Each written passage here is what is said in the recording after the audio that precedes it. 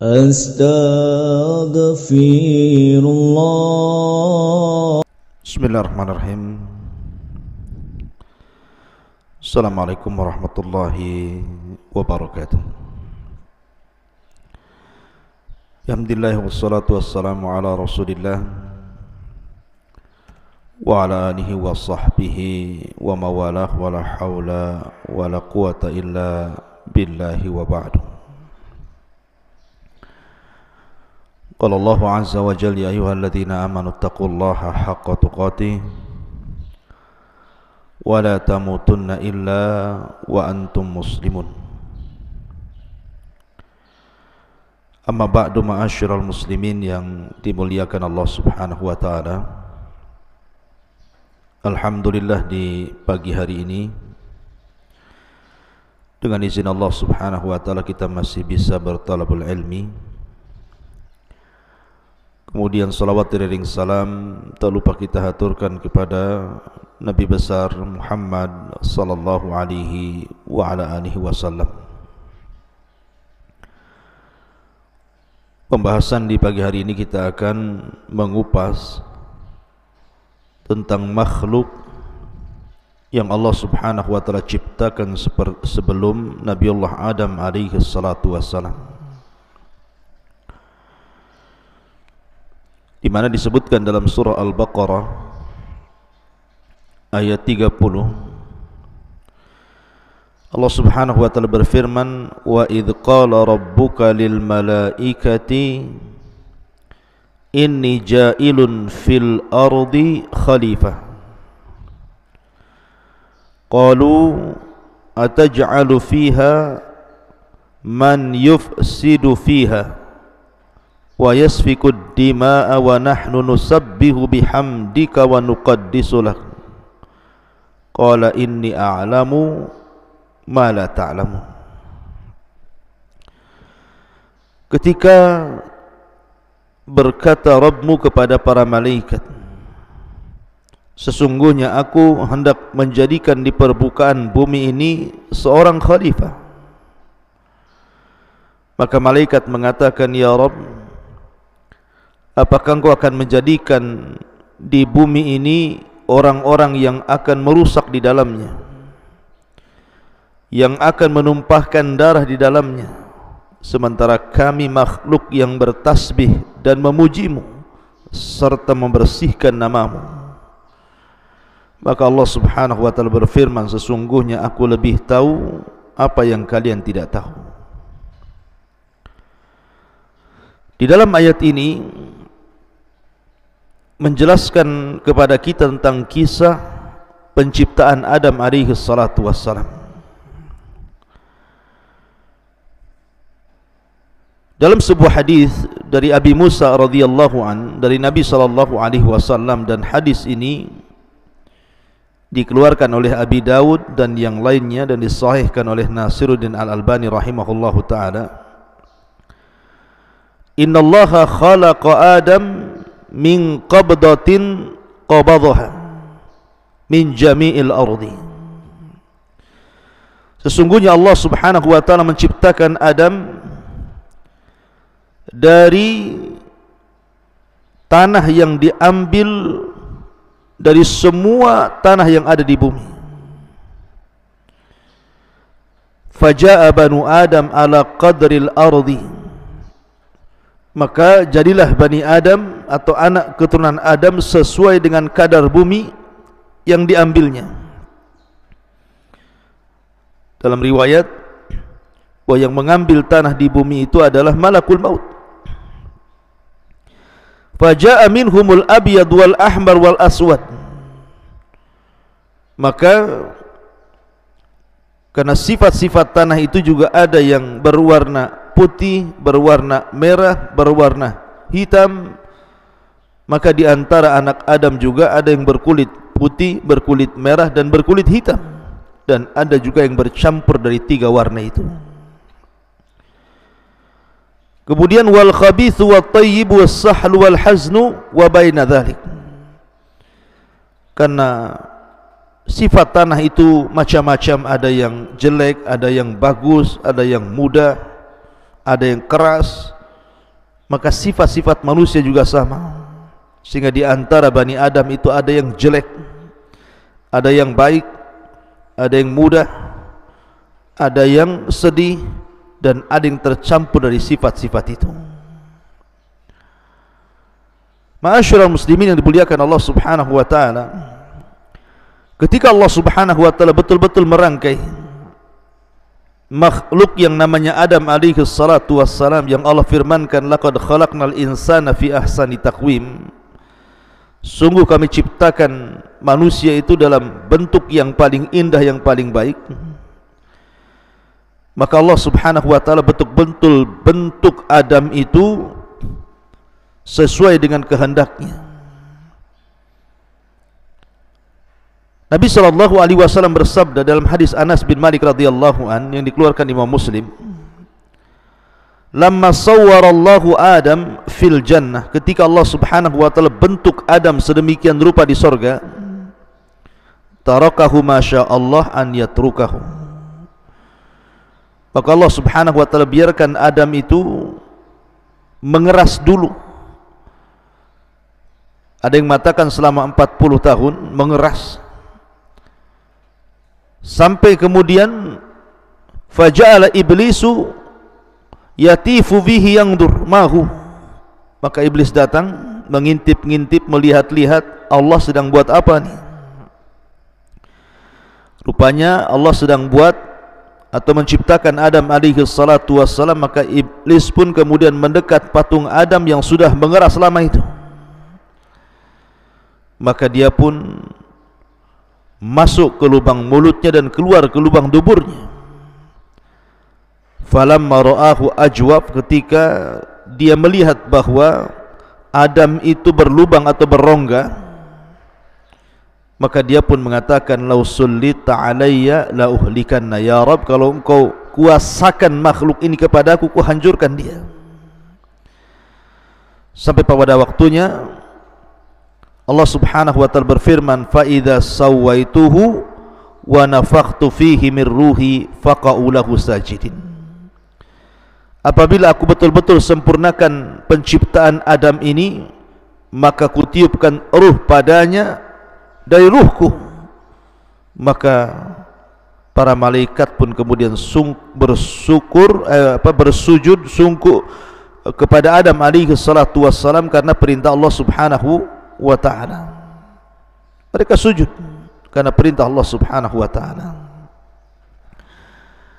Lah masalahnya di sini, ketika Allah Subhanahu wa ta'ala mengatakan kepada para malaikat bahwa aku akan menciptakan sebuah makhluk, sebuah khalifah di permukaan bumi, tiba-tiba malaikat menyanggah dan mengatakan, ataj'alu fiha man yufsidu fiha wa yasfikud dima, apakah engkau akan menjadikan di bumi ini orang yang merusak, yang menumpahkan darah, sementara kami bertasbih memujimu dan membersihkan namamu? Di sini malaikat mengatakan kalimat man yufsidu fiha wa yasfikud dima, apakah kau akan menjadikan makhluk yang sebelumnya sudah ada makhluk yang merusak bumi dan menumpahkan darah? Siapa makhluk perusak ini yang diciptakan Allah Subhanahu wa taala sebelum Adam alaihi salatu wassalam? Apakah mereka bangsa jin ataukah bangsa-bangsa yang lainnya selain jin? Ini yang kita akan kupas di pagi hari ini, pengetahuan tentang makhluk yang Allah ciptakan sebelum Adam alaihi salatu wassalam. Ma'asyiral muslimin yang dimuliakan Allah Subhanahu wa taala, memang kalau kita mengacu kepada Al-Quran dan Sunnah Nabi SAW, tidak ada dalil yang menunjukkan tentang bumi ini dihuni atau tidak dihuni sebelum Adam alaihi salatu wassalam. Akan tapi ada akwal ataupun pendapat para mufassirin, ahli tafsir dari kalangan sahabat, kalangan tabi'in dan juga tabi'ut tabi'in, ketika berbicara tentang makhluk yang menempati bumi sebelum Adam alaihi salatu wassalam. Saya ringkas menjadi dua pendapat. Pendapat yang pertama, annal arda kana yaskunuhal jin, bahwa bumi sebelum diciptakan Adam dan juga dihuni oleh Adam dan anak turunannya, bumi ini sudah ada penghuninya. Mereka lah kalangan jin yang Allah subhanahu wa ta'ala ciptakan dari api. Dan ini kebanyakan pendapat ahli tafsir, sebagaimana dikeluarkan atau diriwayatkan oleh Al-Imam At-Tabari dalam tafsirnya, jilid yang pertama halaman 232, dari Abdullah bin Abbas radhiyallahu anhuma, awal man sakana al-arda al-jin fa afsadu fiha wa safaku fiha ad-dima wa qatala ba'duhum ba'dha. Kata beliau Al-Imam At-Tabari dalam tafsirnya menukil perkataan Abdullah bin Abbas radhiyallahu anhuma, bahwa yang pertama kali menempati bumi adalah kalangan jin. Mereka merusak bumi, menumpahkan darah dan membunuh satu dengan yang lainnya.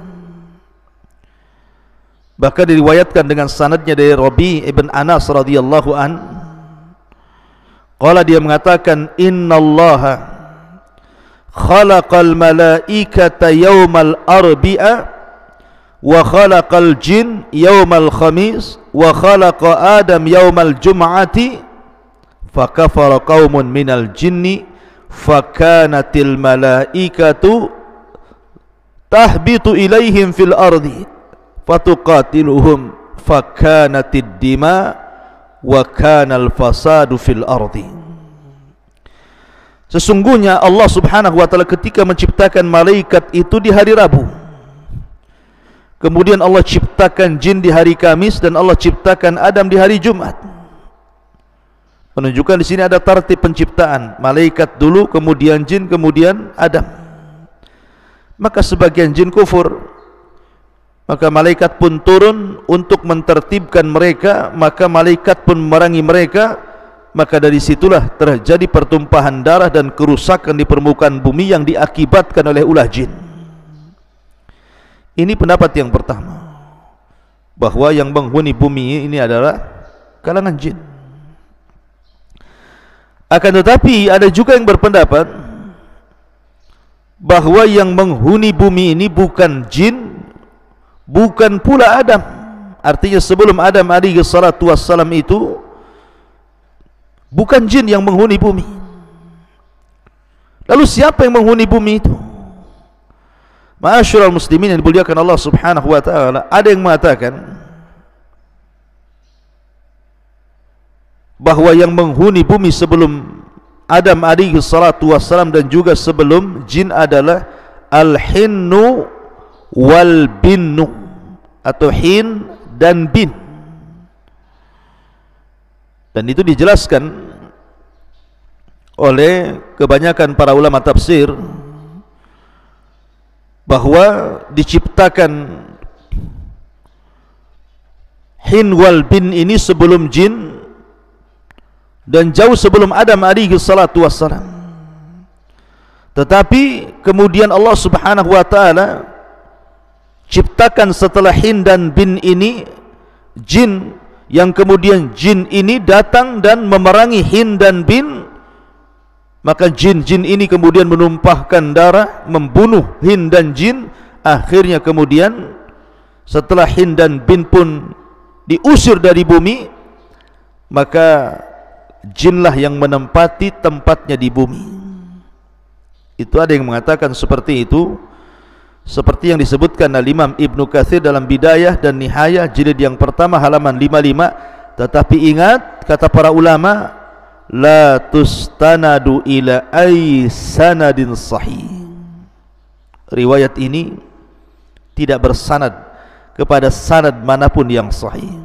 Artinya ini hanya sebagai pengetahuan, jangan dijadikan sebagai sandaran, karena tidak ada sanadnya. Lalu apa faedahnya? Enggak ada sanad yang jelas tentang masalah ini. Ma'asyiral muslimin yang dimuliakan Allah subhanahu wa ta'ala, juga Imam At-Tabari dalam tafsirnya